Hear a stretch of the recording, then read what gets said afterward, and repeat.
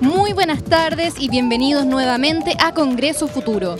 Sabemos que nuestra alimentación puede provocar ciertas enfermedades como la obesidad y el cáncer, pero queremos conocer en qué medida impactan nuestra salud, qué políticas se debieran formular para prevenir estas enfermedades, cómo abordará el sector público estos grandes desafíos.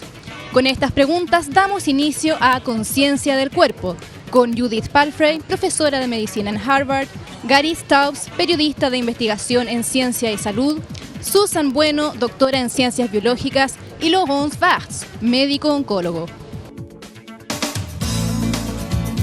Damos la bienvenida a Judith Palfrey, profesora de pediatría en T. Berry Brazelton y profesora de salud y medicina social en la Facultad de Medicina de Harvard.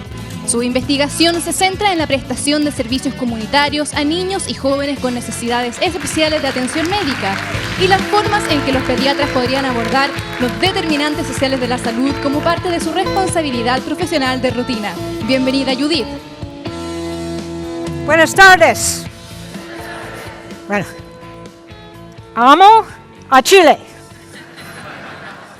Now you have heard all the Spanish I know, which is very embarrassing because I have been here many times since.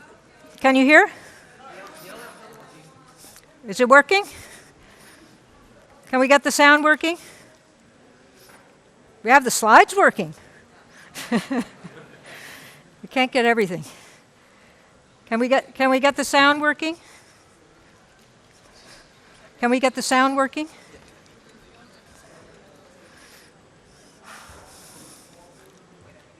What's that? Wait a minute. Okay. Go back to the. Must I turn on? 1, 2, 3, 1, 2, 3, 1, 2, 3. 1, 2, 1, 2, 1, 2, 1, 2. 1, 2, 3, 1, 2, 3, 1, 2, 3. Nacho, estoy probando. 1, 2, 3, 1, 2, 1, 2. ¿No? 1, 2, 3, 1, 2, 3. Uno, dos, 1, 2, 1, 2.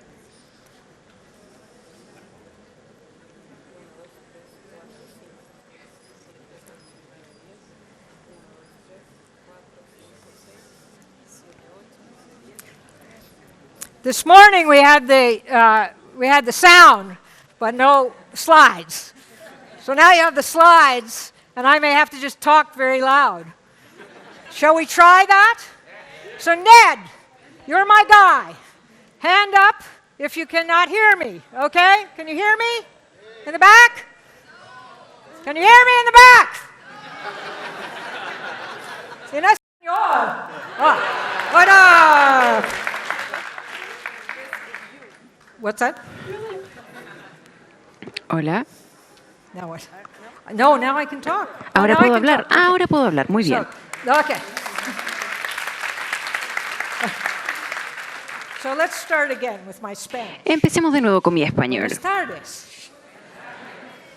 Amo a Chile.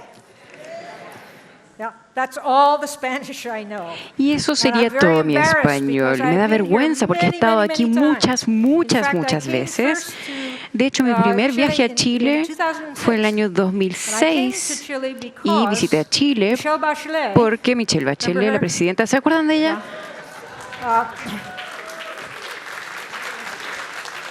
Michelle Bachelet tuvo la idea que en Chile la ciudadanía debería comenzar antes del nacimiento. Chile crece contigo. Ella es pediatra, yo soy pediatra. Y he estado muy interesada en el desarrollo de la infancia temprana hace mucho tiempo y hoy les voy a hablar acerca de la ciencia y las implicancias de la política de la infancia temprana y les voy a contar sobre cómo programas de primera infancia previenen problemas futuros, problemas de salud mental, salud física y problemas de educación. Esta sección tiene que ver con prevención y voy a hablarles de cómo funciona eso. También les voy a hablar acerca del rol de Chile en todo el mundo de la OCDE en el desarrollo o en el mundo del desarrollo de primera infancia. Chile es un líder en el mundo en esta área. Y voy a hablar acerca del impacto global también. La ciencia es muy amplia, es vasta, existen muchísimos estudios, pero básicamente tenemos una ciencia que nos dice que un bebé, cuando entra al mundo, debe ser nutrido, debe ser protegido y tiene que ser estimulado. Y si eso ocurre, esa guagua va a crecer, tendrá buena salud, buen desarrollo, tendrá buen autoestima y confianza, y de no ser así podrán haber problemas importantes. Ahora, algo que estamos aprendiendo en las ciencias es cuánto crecimiento ocurre en muchos de nuestros sistemas corporales, pero en el cerebro es uno del que conocemos mucho. Nuestro cerebro, cuando la guagua ya nace, el bebé genera 700 conexiones sinápticas por segundo luego del nacimiento. Toda la información entrante al bebé está siendo catalogada en su biblioteca, digamos, mediante estas conexiones sinápticas. Y mientras crece, el 80% de su peso lo gana en sus primeros 3 años. Entonces, del nacimiento hasta los 3 años de edad, es considerado un periodo de importancia crítica. Vamos a estudiar la otra cara de la moneda, porque estamos hablando de la prevención. Si no existe buen soporte de primera infancia, vemos que existe obesidad, mal control de asma, vemos problemas de abuso de alcohol y drogas, problemas de salud continuas y crónicas los vemos en adultos. Hipertensión, cáncer, enfermedad cardíaca se puede trazar a una primera infancia de mala calidad. También vemos salud mental, problemas de salud mental como suicidio. Ahora queremos ver el nacimiento de Head Start. ¿Han escuchado de Head Start? Bueno, Head Start fue un programa que comenzó en los años 1960 y se inició por un hombre llamado Julius Richmond y una mujer llamada Betty Caldwell. Y ellos son los héroes de primera infancia. Y ellos generaron una hipótesis muy importante. Y esta era que la primera infancia, la estimulación y desarrollo y la nutrición, nutrición, de la primera infancia puede disminuir los efectos de la pobreza. Y nadie había estudiado la trayectoria de desarrollo de los niños pobres, porque la ciencia de primera infancia se basaba generalmente en el estudio de niños de profesores universitarios. Esta es la Universidad de Syracuse, este es el laboratorio de primera infancia, y la mayoría de los niños que acudían eran los hijos de los profesores. Pero Richmond y Caldwell dijeron, ¿qué ocurre si estudiamos a los niños que provienen de la pobreza? Y esto es lo que encontraron.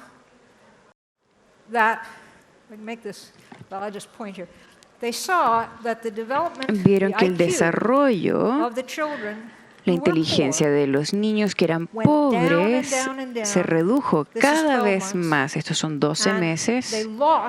Y perdieron su capacidad de hacer algo del aprendimiento que los otros niños estaban aprendiendo. Y esto lo documentaron una y otra vez. Se preguntaron, ¿qué hacemos? Bueno, ¿qué pasa si intervenimos? Si esto involucraba nutriendo a los niños, estimulación, trabajando con los niños, proporcionando a los padres el conocimiento de primera infancia. ¿Y cuál fue el resultado? Pudieron traer a estos niños al nivel de etapa regular, y esto fue increíble. Ahora, recuerdan que les mencioné que hicieran esto y preguntaron, ¿podemos amortiguar el efecto de la pobreza? Ahora, si recuerdan, en la década de los 60, se había declarado una guerra contra la pobreza, pero no tenía soldados, no tenía municiones. Pero había escuchado de Julie Richmond y dijo, aquí hay alguien que tal vez sepa algo sobre cómo afectar la pobreza. Y aquí está Dr. Richmond cuando se firmó el inicio de Head Start. Y Head Start es un programa increíble. Reunió salud, nutrición, educación de primera infancia, servicios sociales y el involucramiento parental. No puedo sobreenfatizar la importancia del involucramiento, el compromiso de los padres y reclutación de voluntarios. Y esto es muy importante. La participación máxima posible de los pobres. No hagamos las cosas a las personas, hagamos las cosas con las personas, capacitaciones, etc. Ahora en los Estados Unidos existen más de 30 millones de egresados de Head Start. Y hemos aprendido muchísimo de ese programa. Les voy a hablar un poco acerca de qué sabemos sobre la prevención. Han habido muchos estudios de programas de primera infancia. Ninguno fue tan grande como Head Start, pero han habido estudios más pequeños, estudios agregados, y han podido demostrar, tuve la fortuna de estar en uno de estos estudios, era que han aumentado la egresión de enseñanza media, mayor participación, buenos empleos y incluso el ser mejores padres debido a Head Start. También han disminuido la probabilidad de que alguien vaya a la cárcel. Y han habido algunos estudios excelentes estudiando los efectos de la salud a largo plazo de estos programas, mostrando mejor estatus de salud, mejores programas en la salud, una disminución en hipertensión, en obesidad y necesidad de atención de salud. Y hay un economista, James Heckman. ¿Alguien conoce a James Heckman? Si está interesado en esta área, estudie el sitio web de Heckman, porque él ha recolectado todos estos datos y ha estudiado las consecuencias económicas de estos programas. Y lo que él ha descubierto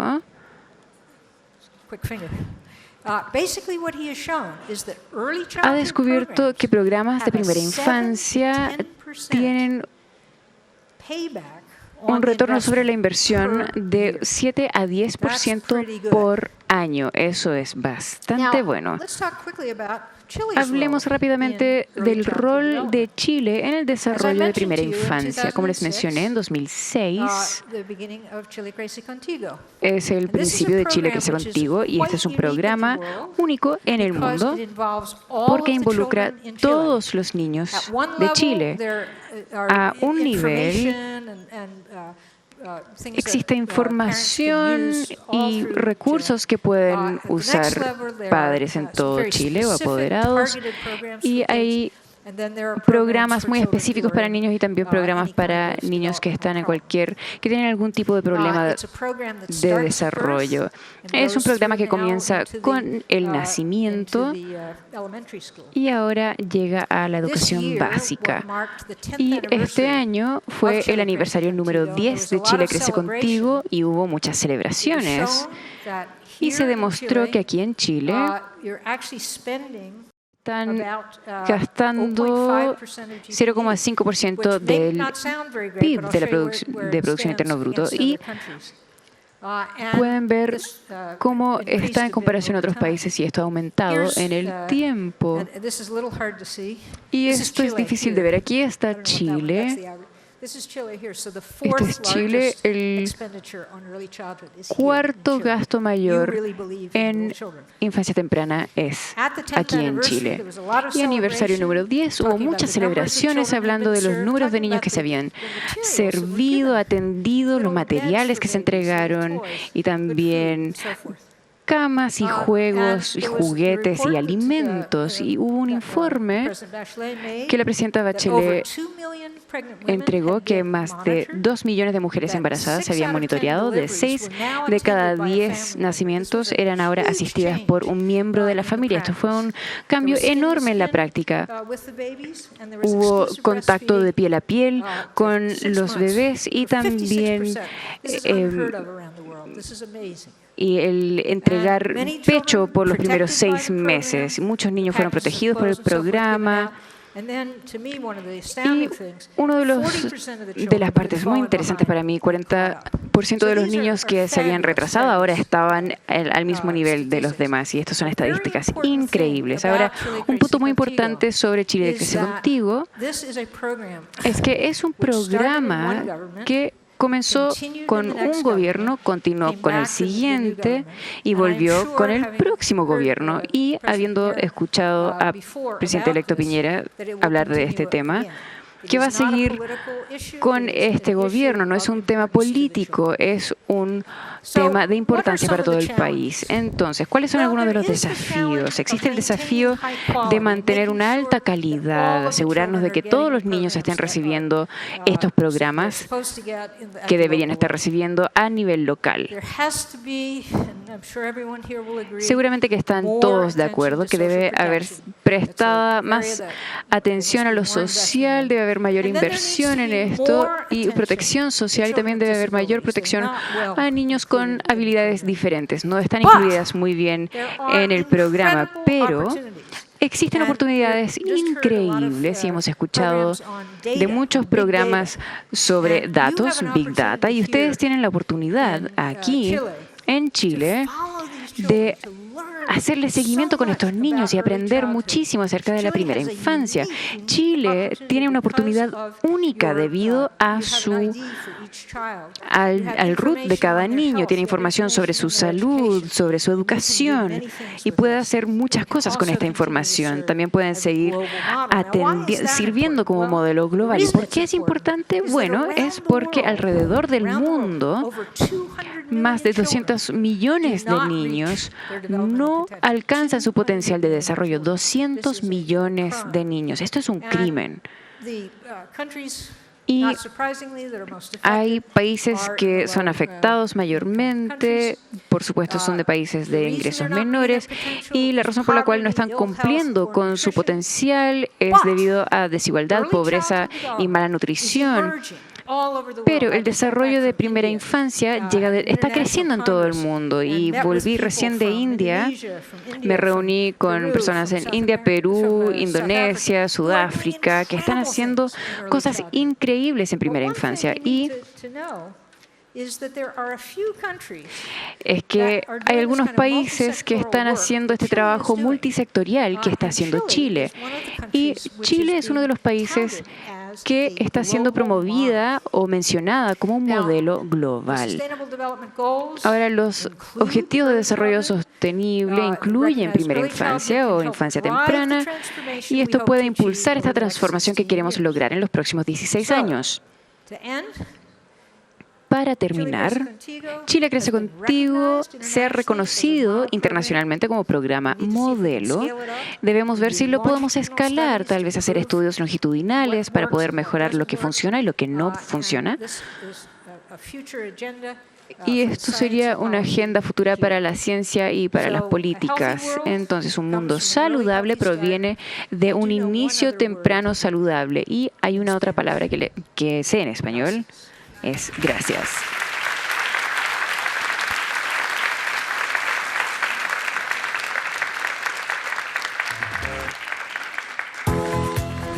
Agradecemos a Judith Palfrey, profesora de medicina en Harvard. Chile, 12 ciudades, 7 días, 70 horas de transmisión y 130 de las mentes más desafiantes de todo el mundo se unen para imaginar y reflexionar sobre el futuro del planeta. El mayor encuentro de ciencia e innovación de América Latina. Congreso Futuro. Ideas para cambiar el mundo. Del 15 al 21 de enero. Chile. 12 ciudades. Invitamos a pasar al escenario a Gary Taubes, escritor y periodista de investigación con foco en temas de ciencia, medicina y salud. Gary es cofundador de la iniciativa Ciencia de la Nutrición y autor de múltiples bestsellers en temas de nutrición.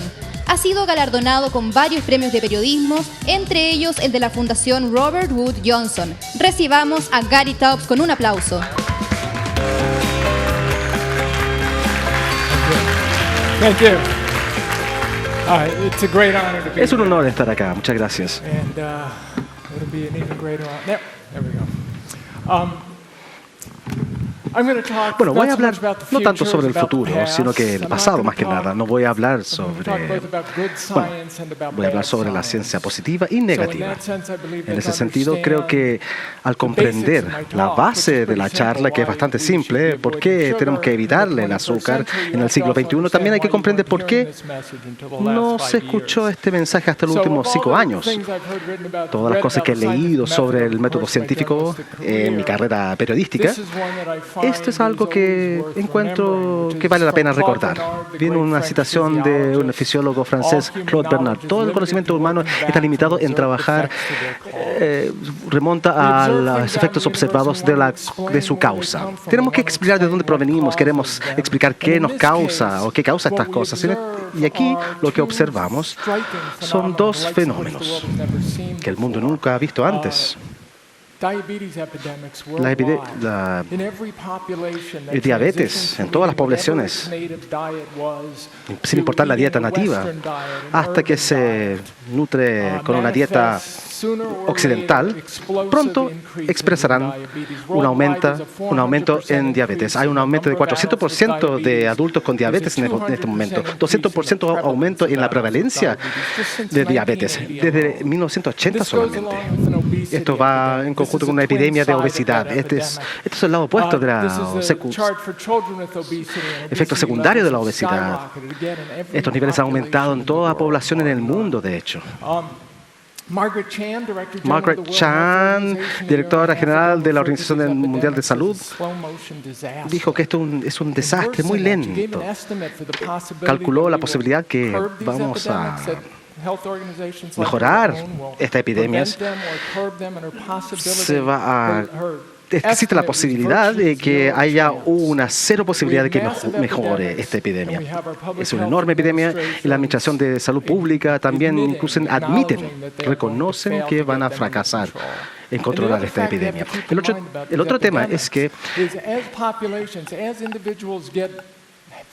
al tornarse cada vez más gordas las personas, más diabéticas, aumentan el riesgo de diferentes enfermedades crónicas.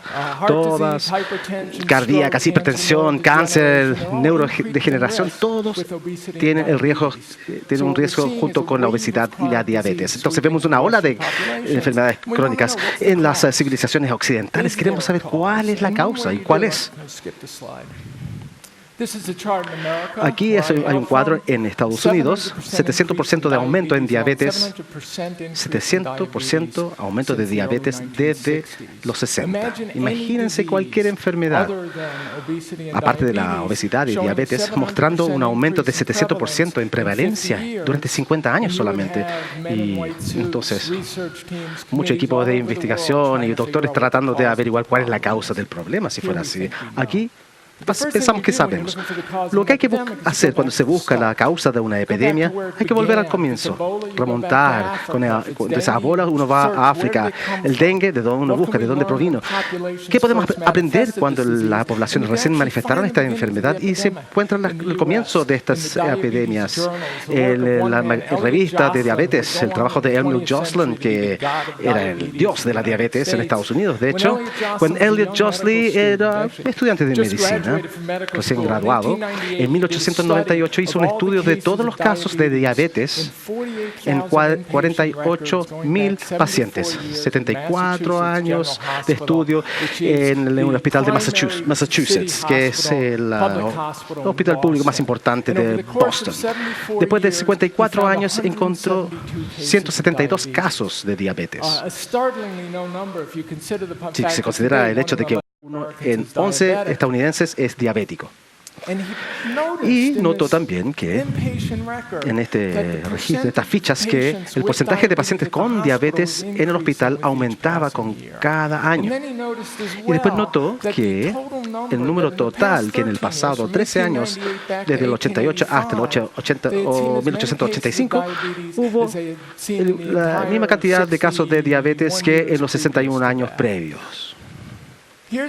Aquí está la epidemia en los registros médicos del Hospital de Pennsylvania, en Filadelfia. Y se puede ver aquí.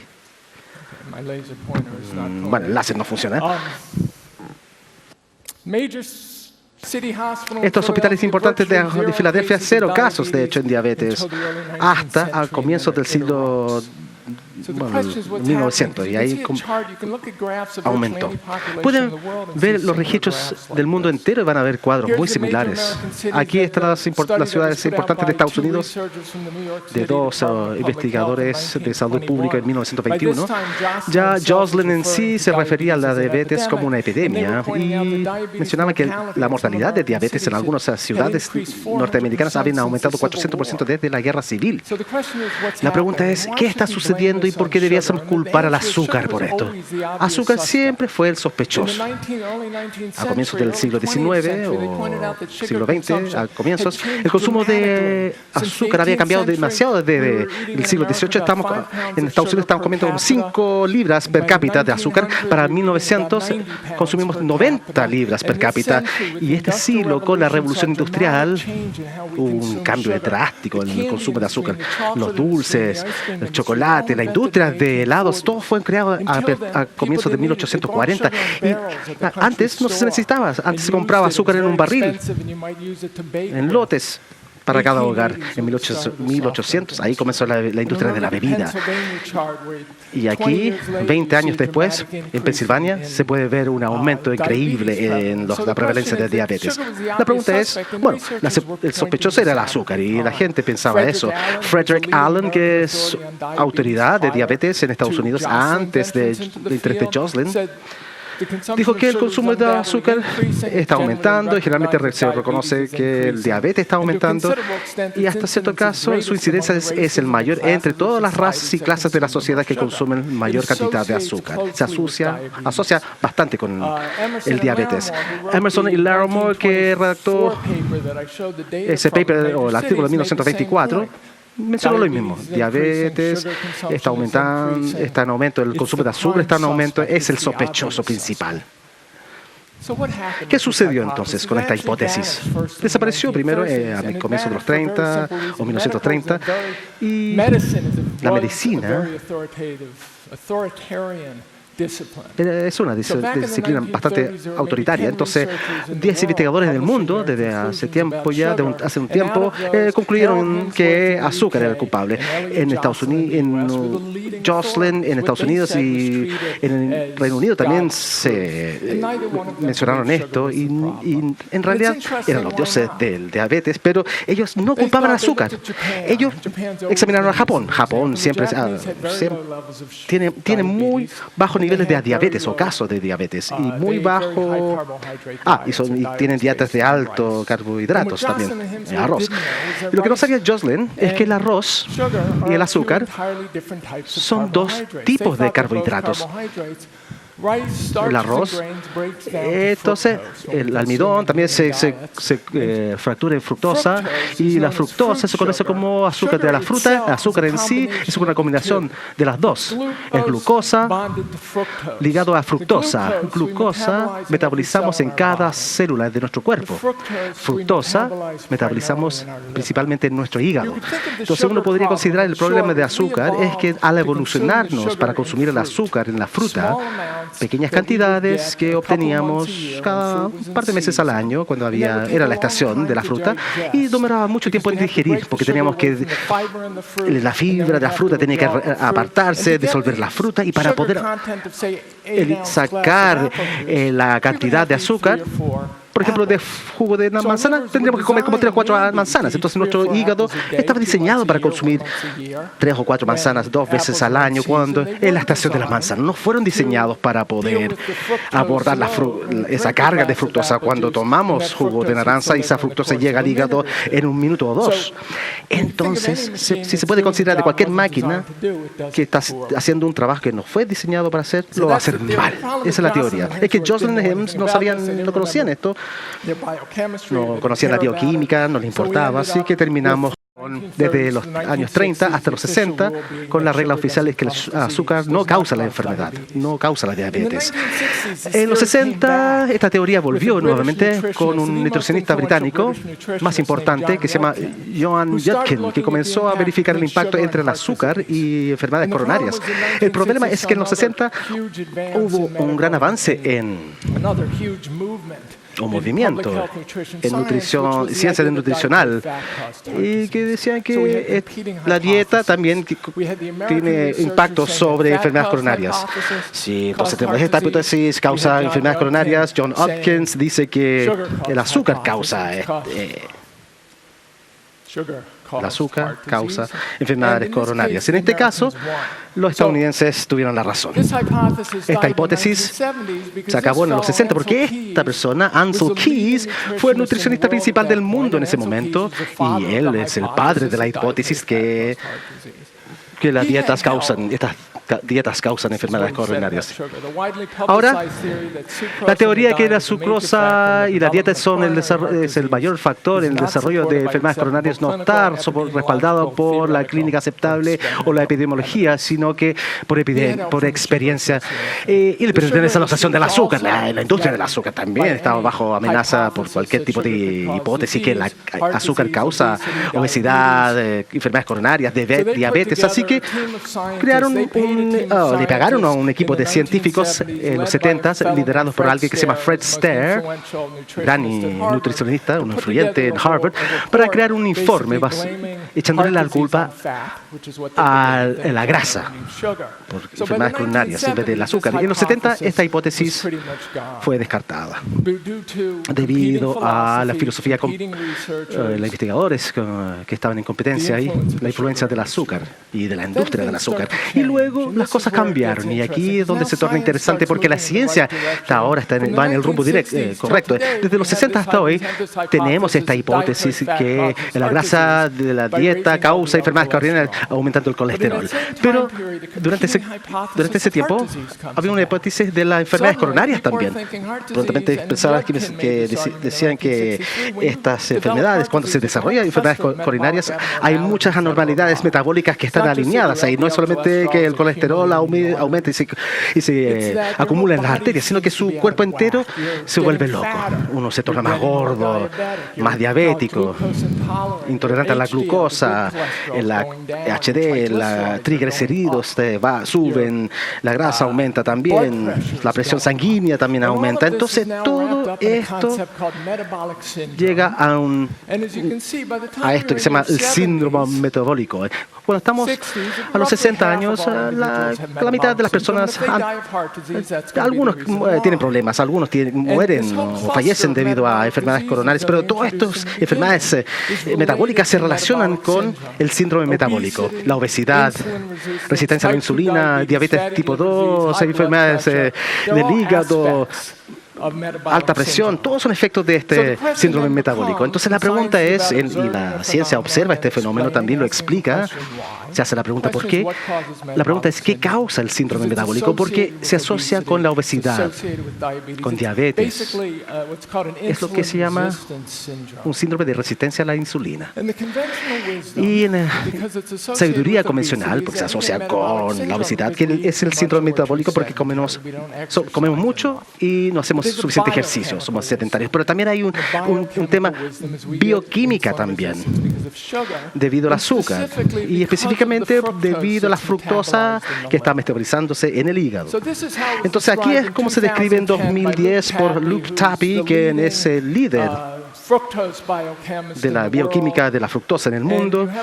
Y hay diferentes mecanismos aquí que han sido que identifica que, comenzando con los componentes de la fructosa en el azúcar que termina con resistencia a la insulina, la parte inferior, incluye un aumento de masa corporal, grasa corporal, dislipidemia, que es colesterol LDL muy baja, triglicéridos muy altos, alta presión sanguínea, entre otras. Y también hay un mecanismo por el cual la fructosa lleva a esta enfermedad a través de la resistencia a la insulina, enfermedades coronarias, vasculares, infarto, hipertensión. Así que así es como Tappy lo menciona en 2010. Dijo que aunque hay evidencia de que altas consumo de fructosa puede causar efectos metabólicos deteriosos en humanos, el rol de la fructosa en el desarrollo de epidemias actuales es controversial aún, y aún así es controversial. 20% de su dieta, en promedio, si uno no es muy consciente de la salud, proviene del azúcar. La evidencia es que el azúcar aumentarse el riesgo de cualquier enfermedad metabólica es controversial. Eso es lo mejor que podemos decir, de hecho. Esto es lo que yo llamo el Grinch, que se robó la Navidad. Ese tipo de problemas. Si el azúcar causa resistencia a la insulina, entonces por lo menos es una causa de todas estas otras. No necesariamente la causa, pero yo creo que sí, pero es subjetivo. Por lo menos una causa. Y todas estas incluyen diabetes tipo 2, enfermedades cardíacas, infartos, cáncer y Alzheimer también. Entonces sugiere que lo más importante que uno puede hacer en su dieta, si uno quiere cambiar su régimen, es no comer menos grasa o menos sal o más vegetales, verduras, sino que remover el azúcar, el contenido de azúcar de su dieta. Lo último es que esta implicación acá, especialmente esta, el azúcar causa cáncer o diabetes. Sabemos que los cigarrillos causan cáncer de los pulmones, eso lo sabemos, y no les decimos a las personas para que dejen de fumar, aunque en algún momento las personas fuman demasiado, pero es claramente, si uno fuma 10.000 cigarrillos y no lo hizo antes, no va a tener cáncer al pulmón, pero no importa. Le decimos a las personas, el fumar causa cáncer al pulmón, no fumen. Eso es lo que los doctores le dicen a sus pacientes, eso lo decimos nosotros también. Pero si el azúcar causa diabetes, claramente hay cierta cantidad que se puede consumir, pero nunca se sabe cuánto, y nunca se sabe cuál es saludable. Pero antes, 40 años atrás, uno decía no coman mucho azúcar, y si uno engorda, hay una señal que hay que consumir menos. Pero uno no sabe si está sucediendo. Entonces, el argumento es que, como decimos que el cigarrillo causa cáncer, no fumen. Hay una suposición razonable que el azúcar causa diabetes, y si es así, causa cáncer. No lo consuman. Ese es el mensaje. No en moderación, no se lo consuman en moderación, no lo eviten, no traten de comer demasiado, sino que no lo coman, simplemente no lo consuman y no se lo den a sus niños. Muchas gracias. Agradecemos a Gary Taut, periodista de investigación en ciencia, medicina y salud. Estamos perdiendo más de 150 especies de plantas y animales cada día. Los datos son el nuevo petróleo del mundo. Nuestros polos se están derritiendo. Estamos buscando nuevos planetas habitables. Los próximos 100 años pueden ser la mejor o la peor historia de la especie humana. ¿Qué futuro quieres construir? Toma conciencia hoy. Congreso Futuro. Ideas para cambiar el mundo. Démosle la bienvenida a Susan Bueno, doctora en Ciencias Biomédicas de la Universidad de Chile y tecnóloga médica de la misma casa de estudios. Actualmente, Susan es profesora del Departamento de Genética Molecular e investigadora en Inmunología e Inmunoterapia del Instituto Milenio. Su línea de estudios consiste en desarrollar terapias para enfermedades infecciosas causadas por bacterias patógenas. Con ustedes, Susan Bueno.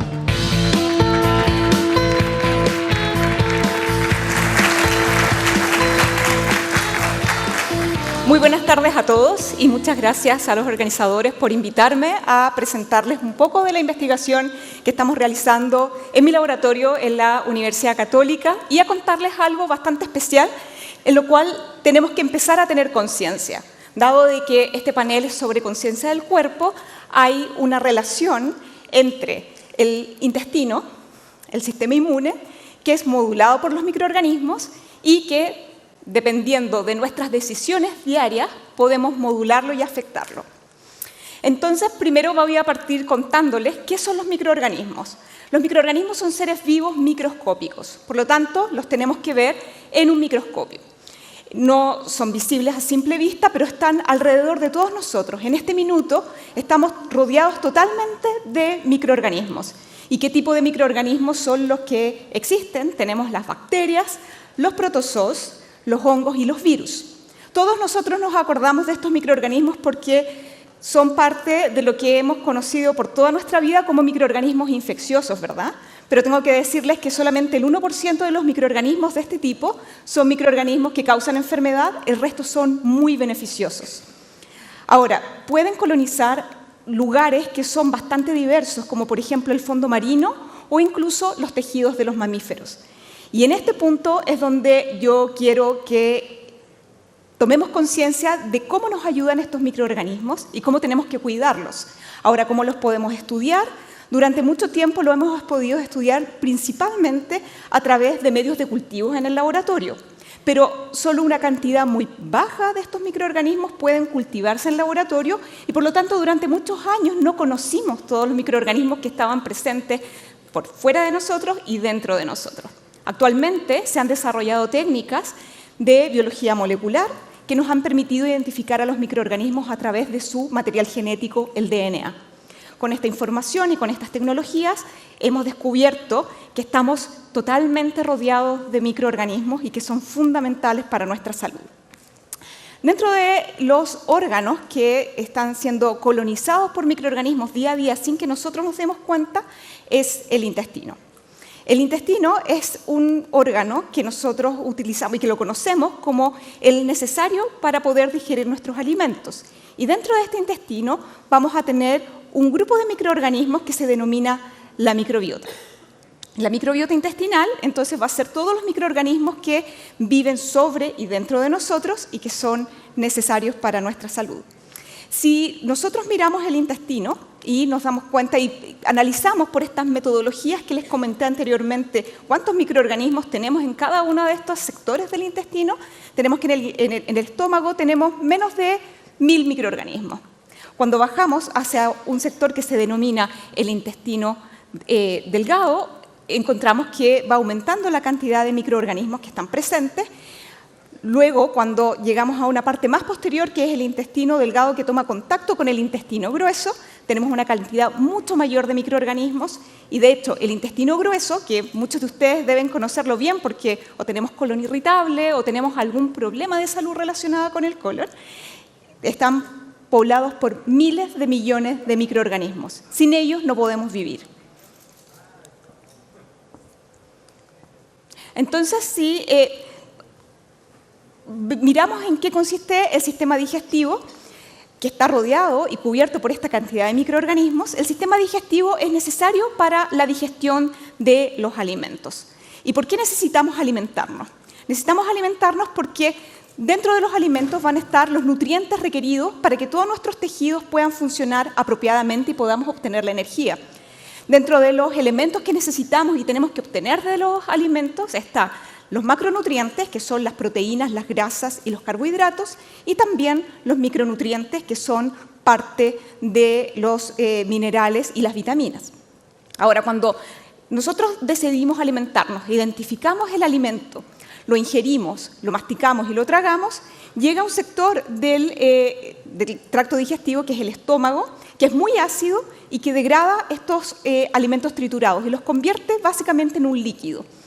Este líquido va a pasar hacia el intestino delgado, en donde dos órganos sumamente importantes, que es el páncreas y el hígado, van a secretar una serie de componentes que van a permitir que estos alimentos se digieran, y estos totalmente digeridos, ya están en las moléculas más pequeñas para poder ser absorbidas, pasan al intestino delgado, y en el intestino delgado van a tener un largo tránsito para poder ser traspasado desde el lumen intestinal hacia la sangre y nuestros tejidos. Ahora, si nosotros miramos el intestino delgado, ¿cuál es la función de este órgano? Principalmente es absorber todos los nutrientes que fueron ya degradados por las enzimas del estómago, del hígado y del páncreas. Entonces, este intestino tiene que tener una capacidad y una superficie suficiente para poder absorber todos estos nutrientes. Para esto, el intestino está formado por una serie de pliegues, miles de pliegues, en los cuales se encuentran unas estructuras que se denominan vellosidades intestinales. Si miramos las vellosidades intestinales de una forma microscópica, nos damos cuenta que están formados por una capa única de células que nos separa del medio externo y del medio interno.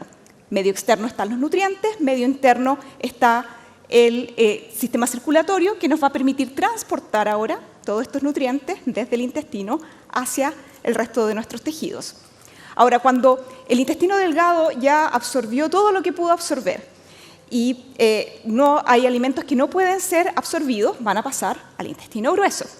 Y en el intestino grueso se va a absorber el líquido que no ha sido absorbido por el intestino delgado, se van a formar las deposiciones, vamos a seguir adquiriendo todos los nutrientes que obtuvimos de esta alimentación y lo que no nos sirve lo eliminamos.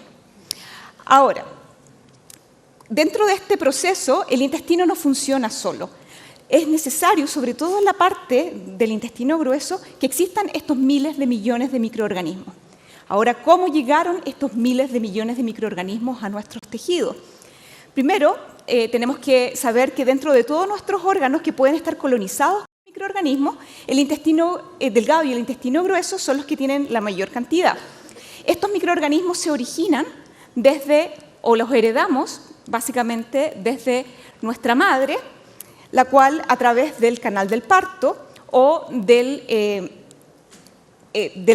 a través del canal del parto y durante también el proceso de gestación se empieza a transferir los microorganismos de la madre al hijo. En ese proceso, una vez que el niño nace, específicamente cuando nacemos por parto normal, pasar por el canal vaginal, recibimos todos los microorganismos que están presentes en este sector, que son de nuestra madre. Y posteriormente vamos a recibir los microorganismos a través de la leche materna y algunos también sustratos desde la leche materna para que estos microorganismos puedan crecer.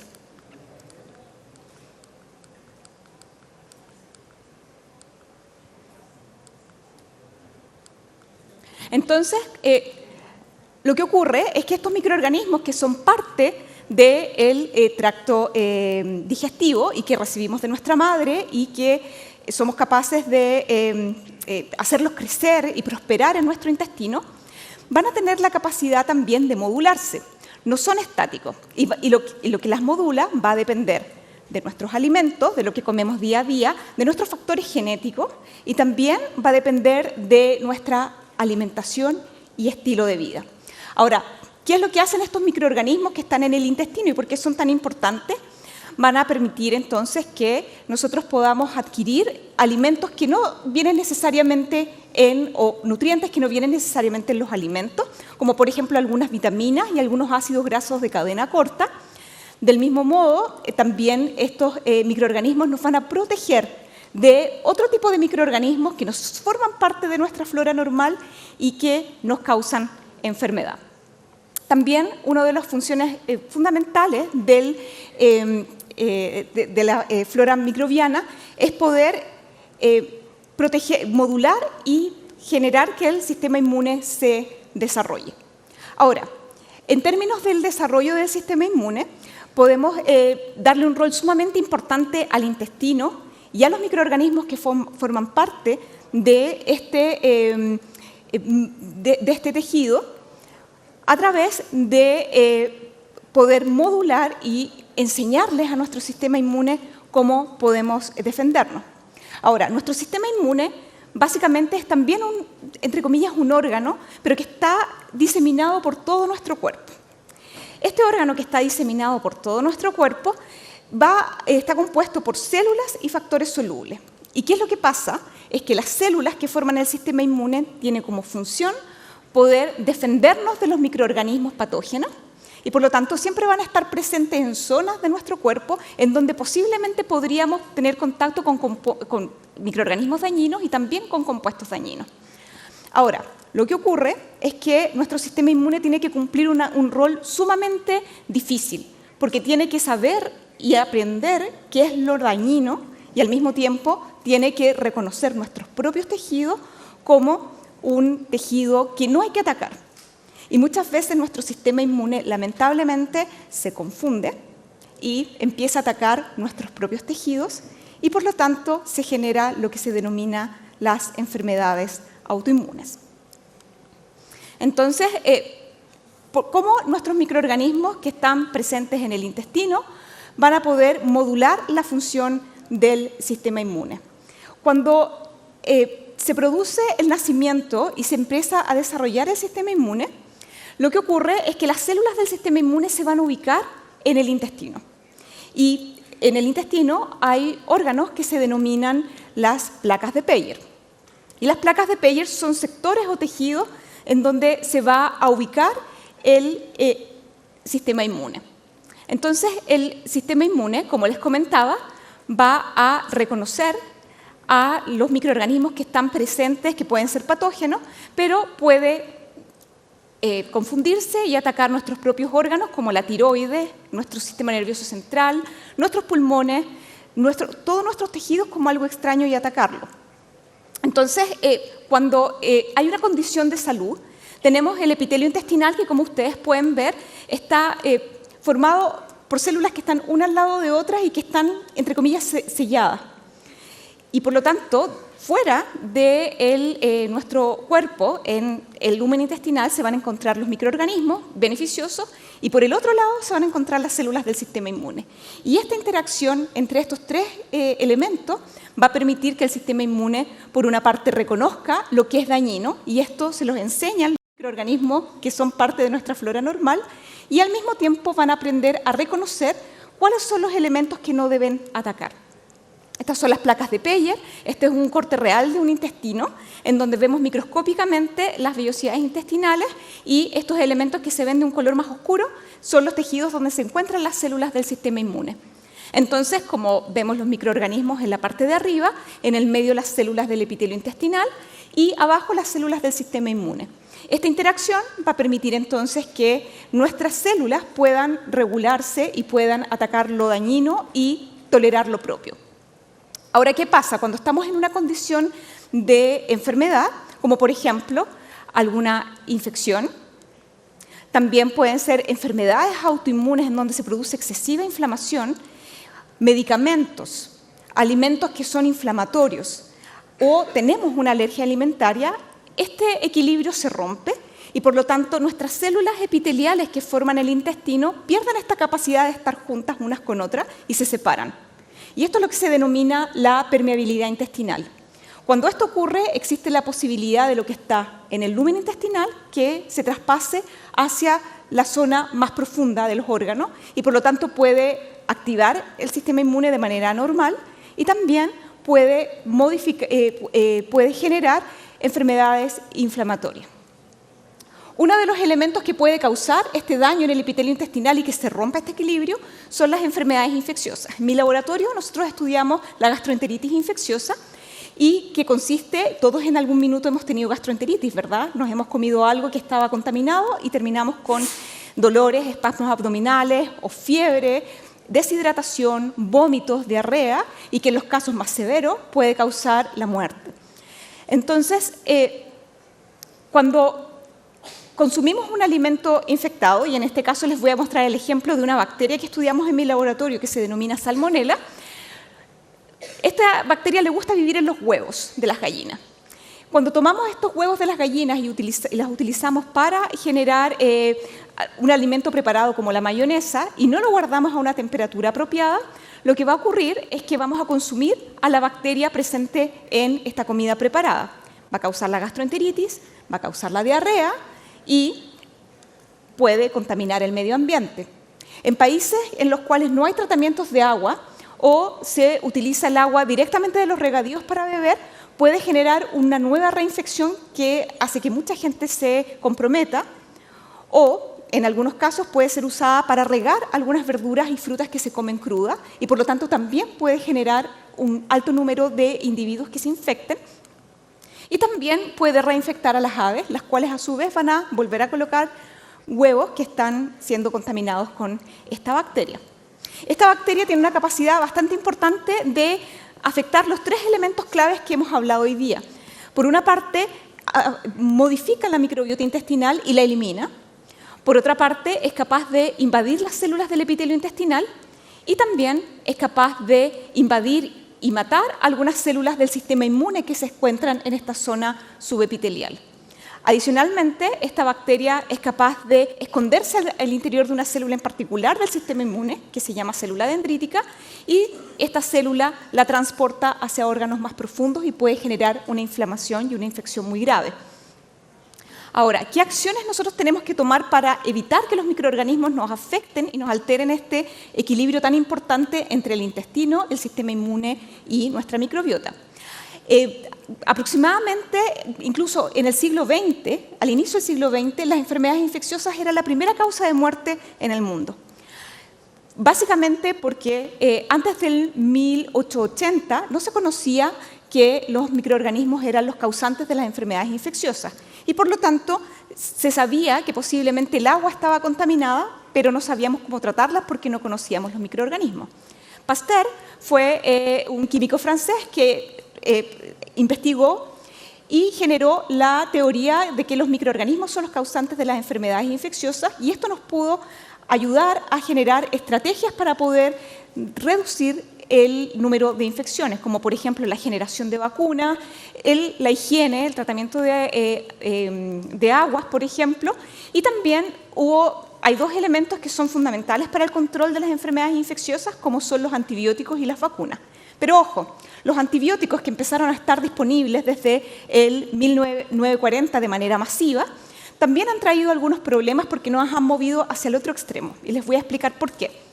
Básicamente, ya sea por uso excesivo de antibióticos, es decir, usarlos cuando no se necesitan, cuando hay infecciones que no son bacterianas, o incluso en lugares no regulados, en donde los animales de producción son tratados con antibióticos para engorda, aumentan nuestra exposición a este tipo de compuestos, que lo que hacen, básicamente, si en la parte superior observamos cómo debe ser una microbiota normal, en la parte inferior observamos que el uso de antibióticos va a reducir y va a transformar la diversidad de microorganismos que están en nuestro intestino y por lo tanto nos puede hacer mucho más susceptibles a inflamación y también a infección por otro tipo de microorganismos, sin hablar de lo que implica la resistencia a antibióticos. Nosotros en nuestro laboratorio, adicionalmente, hemos tratado de estudiar si el uso de antibióticos para tratar enfermedades como, por ejemplo, la salmonela, puede producir un efecto a largo plazo. Y lo que observamos que en individuos en el laboratorio que son infectados con cepas virulentas de salmonela, producen en su intestino, después de un tratamiento con antibióticos, cuando ya la bacteria se eliminó, una mayor inflamación intestinal que podemos ver en este gráfico como los puntitos que están con un asterisco arriba. Quiere decir que hay mucha mayor inflamación en los individuos que fueron infectados por una cepa infecciosa de salmonela y que además fueron tratados con antibióticos. Por lo tanto, los antibióticos nos ayudan para sanarnos de infecciones, pero su uso excesivo o incluso la infección más el uso de antibióticos pueden predisponernos al futuro a enfermedades inflamatorias. Nosotros creemos que básicamente lo que ocurre es que la infección con este microorganismo que se denomina salmonela, cuando lo tratamos con antibióticos, favorece que se quede viviendo toda la vida al interior de unas células del sistema inmune que van a favorecer la infección sistémica.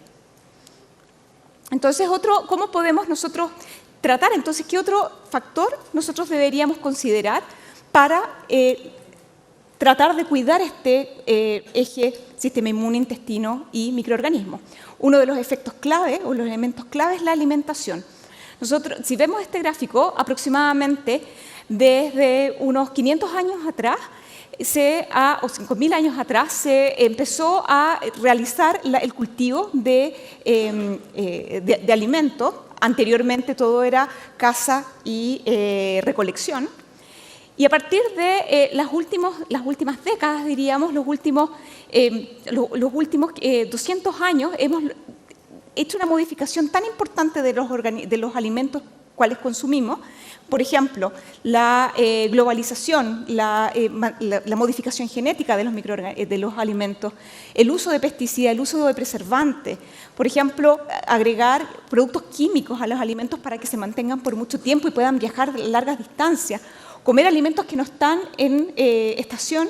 Todo esto ha ocurrido en una época de tiempo muy corta, comparado a todo el tiempo, si ustedes ven en esta línea, que dice desde 2 millones de años atrás aproximadamente, desde cuando se tomó control del fuego y se empezaron a cocinar los alimentos, hemos pasado un periodo muy largo de nuestra evolución consumiendo alimentos naturales y locales.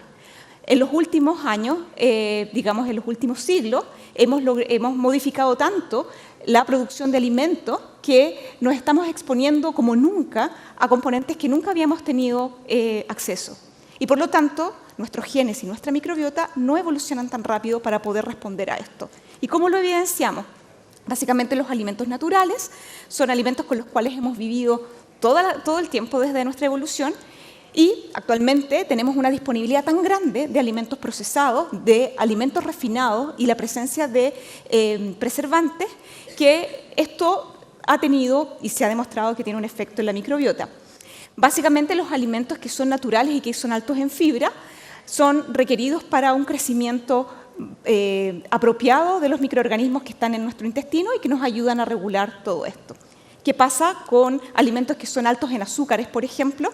Lo que hacen es que los microorganismos que les gusta el azúcar van a proliferar mucho más rápido que los microorganismos que son beneficiosos, van a producir productos que van a inflamar nuestro intestino y al mismo tiempo van a activar nuestra respuesta inmune. Por lo tanto, no es de extrañarse que en los últimos, 50 años tenemos esta epidemia de enfermedades inflamatorias, síndrome metabólico, obesidad o diabetes.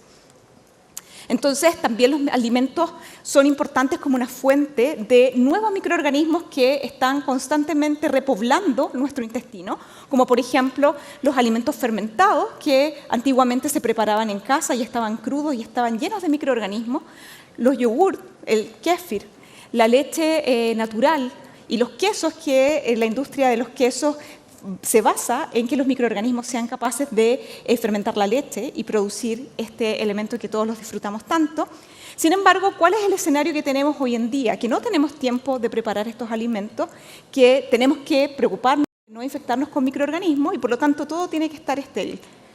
La leche, los alimentos fermentados vienen pasteurizados, es decir, sin microorganismos. Los yogurt vienen en cajas que duran aproximadamente 1 año, sin microorganismos. La leche también se procesa, se esteriliza, viene sin microorganismos y el queso actualmente, como lo conocemos, viene incluso en sobres cerrados cada uno. Entonces, nuestra exposición a microorganismos que nos pueden enriquecer nuestra microbiota intestinal se ha reducido fuertemente. Por otro lado, también tenemos a través de la ingestión diaria de, por ejemplo, alimentos que los guardamos en envases plásticos y que pueden liberar productos químicos que afectan nuestro intestino, el uso indiscriminado, por ejemplo, de antiinflamatorios u otro tipo de drogas, la contaminación de las aguas con algunos metales pesados o el uso de herbicidas y pesticidas. Todos estos elementos los consumimos a través de los alimentos, los cuales necesariamente van a afectar nuestra microbiota, porque nuestra microbiota lo puede tomar directamente nuestras bacterias y pueden eliminar algunos que son beneficiosos. También pueden modificar los químicos que son procesados por el hígado para ser eliminados de manera segura y los microorganismos pueden volverlos a formas tóxicas. También estos compuestos pueden eliminar y reducir fuertemente los microorganismos que están en el intestino o también pueden cambiar la actividad metabólica de estos microorganismos. Por lo tanto, todo esto lo que consumimos, nuestras decisiones diarias de higiene, de qué tipo de alimentos consumimos, si conocemos lo que estamos consumiendo, son fundamentales para mantener este equilibrio. ¿Y cuál es mi recomendación? No son ni nuevas drogas, ni nuevas vacunas, ni nuevas terapias, sino que algo tan simple como conocer la fuente de nuestros alimentos y cocinar en casa. conocer los alimentos que vamos a consumir. Cuando son alimentos que no son naturales, leer las etiquetas y ver qué es lo que tienen. Si hay más de 5 o 6 ingredientes en un alimento, hay que poner banderas rojas porque posiblemente vamos a estar consumiendo compuestos químicos que van a afectar a nuestra microbiota. Cocinar en casa y invitar a nuestra familia a compartir nuestra mesa, además de ser un acto saludable, es un acto de amor. Y además los invito a todos los chilenos a disfrutar de todas las cosas maravillosas que tenemos en nuestro país, toda la diversidad y toda la maravilla de los alimentos que producimos localmente, a descubrirlos y conocerlos. Finalmente, quiero terminar agradeciendo a la Pontificia Universidad Católica, donde yo soy profesora asociada y tengo mi laboratorio, y hacemos investigación en esto, a todos los colaboradores nacionales e internacionales que nos ayudan a avanzar en la ciencia, a todas las fuentes de financiamiento, el Instituto Milenio, Corfo, el Consorcio en Biomedicina, Fondesit y, por supuesto, lo más importante son los investigadores jóvenes, que son parte de mi laboratorio y que son los que hacen los experimentos. Muchas gracias. Muchísimas gracias, Susan. Despedimos a Susan Bueno, profesora e investigadora de Instituto Milenio. Chile, 12 ciudades, 7 días, 70 horas de transmisión y 130 de las mentes más desafiantes de todo el mundo se unen para imaginar y reflexionar sobre el futuro del planeta. El mayor encuentro de ciencia e innovación de América Latina. Congreso Futuro, ideas para cambiar el mundo, del 15 al 21 de enero. A continuación, invitamos al escenario a Laurence Barthes, médico, oncólogo y radioterapeuta. Hace 20 años, Laurence creó un grupo multidisciplinario en la Escuela Politécnica de Francia, con biólogos, matemáticos y físicos para investigar terapias alternativas que combatan el cáncer. Dejamos con ustedes a Laurence Barthes.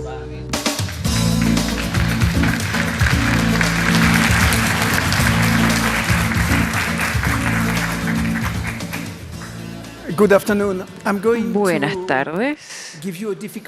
Voy a darles una charla compleja en el Congreso del Futuro, también es el lugar donde puede hablar sobre la investigación que aún no está completa, que sigue, pero que puede levantar una esperanza importante. Les voy a hablar acerca del cáncer, soy oncólogo, y el propósito de nuestro equipo es tratar cánceres avanzados metastáticos y que están en metástasis, cuando ya no hay esperanza. Y VIG es cáncer como tuberculosis, como cualquier otra enfermedad, es una enfermedad sencilla.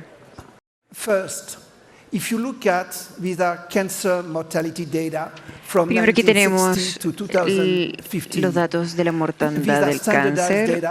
Estos son datos estandarizados. Se puede comparar lo que es comparable. Pueden ver la curva verde, es el cáncer pulmonar, el número de muertes por cada 100.000 personas. Pero cuando estudiamos el cáncer de mamas, en países desarrollados, no ha habido una gran diferencia entre la diferencia de muertes por edades con los tipos de cáncer más comunes. Pero, para cortar esta larga historia, la mortalidad del cáncer no ha cambiado mucho. La incidencia aumentó, pero el número de muertes no ha cambiado.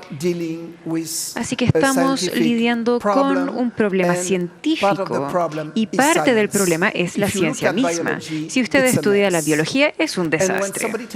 Y cuando alguien le dice que algo es complejo, existen dos hipótesis. La primera es que la persona no le quiere decir lo que ha entendido y la segunda es que esa persona ni siquiera ha entendido él mismo lo que está ocurriendo. Entonces, el problema es, ¿podemos simplificar eso? La vida comenzó hace miles de millones de años y las células pueden hacer una de dos cosas. O crece, anabolismo, o se quema, que es catabolismo. Y estas palabras tienen muchos sinónimos. El gran Pasteur en Francia, de donde vengo yo, estudió la levadura y pudo demostrar que las células estaban creciendo cuando el nivel de oxígeno estaba bajo y él estaba trabajando para la industria cervecera. La vida es escrita en un alfabeto binario, tal como se escribe el código para el computador. Y mi charla hablará de si podemos entender el cáncer si cambiamos completamente nuestra lectura. La célula puede hacer una de dos cosas. O la mitocondria está encendida y la célula produce ATP. La célula quema, genera energía, agua y calor. O la otra opción es cuando la mitocondria está apagada, es producir masa. Y el cáncer simplemente es una cosa. El modo de síntesis está encendido, no puede quemar. Y eso se descubrió en 1920 en los Estados Unidos, en Alemania. El hecho que el cáncer se entendió hace 100 años, ahora nos queda claro a muchos. Hay dos cosas que son posibles. O las células queman, la glucosa es quemada y se convierte en la mitocondria, o hay un problema y las células aumentan su volumen y eso se llama el efecto Warburg. Y todo lo que puede ver en el cáncer se puede resumir en el efecto de Warburg. El cáncer no es más complejo que ninguna otra enfermedad. La mitocondria está apagada, las células no pueden quemar energía y como no pueden quemar, están aumentando en tamaño y llega a ser tan duro como una piedra. ¿Cómo podemos tratar el cáncer ahora que sabemos que es una enfermedad puramente metabólica? Y esto se puede resumir con el efecto Warburg. Si usted está en su laboratorio, puede hacer muchas cosas. Reañade las mitocondrias a las células, los tumores ya no crecen. El problema es que no puede hacer eso en los pacientes. Debe encontrar otra manera de hacerlo. Una manera de disminuir el efecto de Warburg, de tratar al paciente, es con la quimioterapia. Cuando usa quimioterapia, una de las maneras de evaluar la eficacia de la quimioterapia es inyectar glucosa a la vena y usted podrá ver que la quimioterapia es efectiva cuando se disminuye la cantidad de glucosa que se quema por la célula y este es el efecto Warburg. Entonces la quimioterapia no solamente mata la célula, pero también cambia las vías metabólicas. Con mi grupo y las personas con quienes trabajo en Francia, tratamos de encontrar una manera más eficiente o mejor que la quimioterapia. ¿Podríamos inventar una nueva manera de tratar al paciente?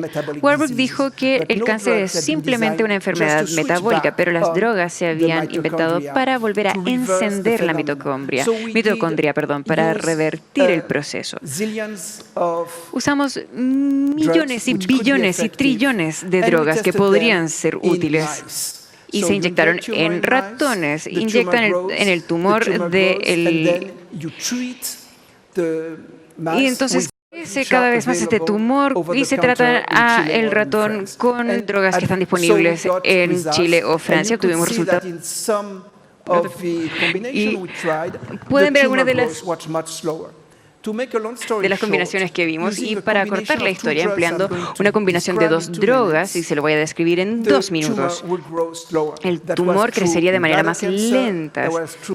Eso era real en melanoma, en cáncer de la piel, era así en el cáncer del pulmón y estos eran los resultados, se repitieron. Es una combinación sencilla o única de drogas que cuesta casi nada de dinero. Pudimos reducir el crecimiento de los tumores en cada uno de los modelos animales que teníamos. Y este trabajo se hizo hace unos 10 años atrás. Tal vez es demasiado complejo para los 15 minutos que me quedan. Tal vez no vamos a entrar en mayor detalle, pero básicamente reiniciamos la mitocondria. Entonces la célula puede volver a quemar y si es que la célula puede quemar, ya no va a crecer. Si aumenta la secreción de ATP, la célula va a crecer. Y ahora voy a hablar acerca de la parte más importante. Yo soy físico y obviamente uno de los problemas con los que nos enfrentamos como médicos es el paciente que no puede ser tratado. Y traté de convencer a las autoridades en Francia de hacer ensayos y bueno, eso cuesta dinero, etcétera, etcétera. Entonces no avanzó, pero como soy conocido en mi país, vino a mí o se me acercó un paciente. Uno de los pacientes era esta joven. Está en más de 40 años y tiene cáncer a los pulmones no tratable y tiene metástasis al cerebro, los puntos blancos. Ella sabía que iba a morir. A su esposo se le dijo que ella tenía 2 meses por vivir y eso ocurrió hace 3 años atrás. Ella tomó quimioterapia, además de mi tratamiento, ácido lipoico y citrato hidróxico, y está perfectamente bien, está escribiendo un libro ahora ella. Y si usted estudia nuestros resultados, donde todos los pacientes con un tumor cerebral agresivo estaban bien en 3 años. La expectativa de vida de un angioblastoma es alrededor de 1 año y hubo eficacia importante en el tratamiento en combinación con la quimioterapia, pero no tuvimos eficacia en tumores extremadamente avanzados. Al usar drogas o fármacos sencillos podemos reiniciar la mitocondria y ahora la industria farmacéutica ha cambiado estos fármacos un poquito para que tal vez sean mejores, pero por supuesto estos fármacos son mucho más caros. Pero aún teníamos un problema. El paciente, como les mencioné, no tuvimos eficacia en pacientes con tumores muy avanzados que eran resistentes a la quimioterapia y en cierto punto el paciente tuvo una recaída. Y bueno, usted sabe, a veces tiene suerte, no siempre, pero a veces tenemos suerte. Y alguien me llamó hace 2 años y medio. Tenía cáncer avanzado y él me dijo que me preguntó qué debía hacer. Yo le dije, haga quimioterapia y empiece una dieta cetogénica. Entonces disminuye dramáticamente su consumo de carbohidratos, etcétera. Y después de 1 año él me dijo, yo estoy perfectamente bien, ¿qué hago? Y le pregunté, ¿qué hizo usted? Él dijo, bueno, no hice quimioterapia, hice algo que otra persona me dijo, bueno, usted sabe cómo es. Y mi cáncer al páncreas desapareció. Y él había tomado dióxido de cloro, algo que yo nunca había escuchado de eso en ese entonces. Y al tipo le estaba yendo bien. Entonces, cuando usted tiene algo así, siempre se pregunta, ¿quién es usted? Entonces me reuní con él, el hombre era razonable, normal, y tratamos de entender qué era este dióxido de cloro o de cloruro. Y le estaba diciendo anteriormente que la mayoría de los cánceres ya se habían entendido en la década de los 20 por el Dr. Warburg, que era un proceso de fermentación porque la mitocondria no funcionaba y el dióxido de cloruro comenzó o se conoce desde la Revolución Francesa, es lo que se usa para purificar el agua. Entonces previene el crecimiento de bacteria, además de las células del cáncer. Entonces este caballero había tomado ese químico. Y lo tomó 10 veces al día porque tiene una media vida muy corta y le estaba bien de salud. Entonces nos habíamos encontrado con algo que no entendíamos, era un misterio. ¿O esto era algo muy, muy importante? Entonces hice una charla en Francia, este paciente estuvo presente en esa charla y tratamos de tratar otros tipos de pacientes, o por lo menos pacientes que iniciaban su propio tratamiento. Y el primero era un bioquímico de una de las universidades importantes en Francia. Tenía cáncer de próstata avanzado y uno es muy doloroso y también puede medir el marcador del tumor. Y este paciente está bien, desapareció el dolor. Y luego, él no estaba haciendo quimioterapia, ninguna hormona, simplemente tratamiento metabólico y dióxido de cloruro. Este paciente que le estoy mostrando aquí, este es el marcador de cáncer al páncreas metastático, y puede ver que cuando esta paciente comenzó el tratamiento era en la cima o en el punto máximo, y esta mujer le habían dicho que iba a vivir por 2 meses más, pero ahora ella está muy bien. Los marcadores de tumores se redujeron de manera dramática y ella está de muy buena salud en este momento. El punto que les quiero comunicar son muchos puntos. Primero que todo, el cáncer tal vez no son muchas enfermedades, es una enfermedad sencilla, que es la fermentación del azúcar. Entonces es muy importante disminuir el consumo del azúcar, como mencionaron las otras 2 personas, pero también disminuir el efecto de Warburg. Y esto se puede hacer con fármacos muy sencillos que no cuestan casi nada de dinero. El tratamiento debería buscar reiniciar la mitocondria para que las células puedan volver a quemar, y si la célula quema no puede crecer. Por eso salimos a correr o caminamos, es para quemar la grasa, y es lo mismo si es que la célula del cáncer quema nuevamente, no puede crecer. Es siempre difícil hablar de algo tan complejo como el cáncer.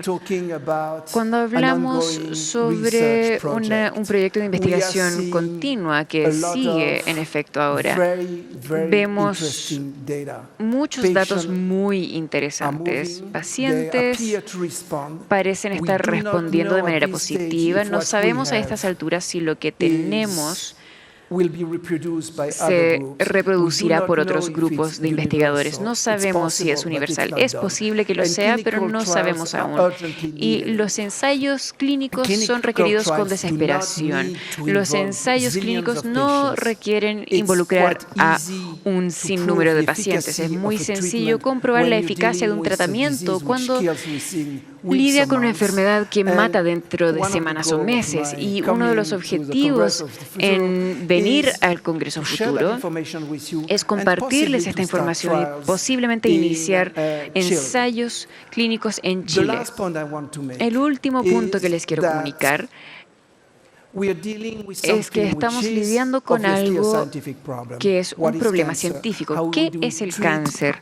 ¿Cómo tratamos a todas estas personas? Les podemos ofrecer esperanza, pero en cierto punto llega a ser el problema de la población completa.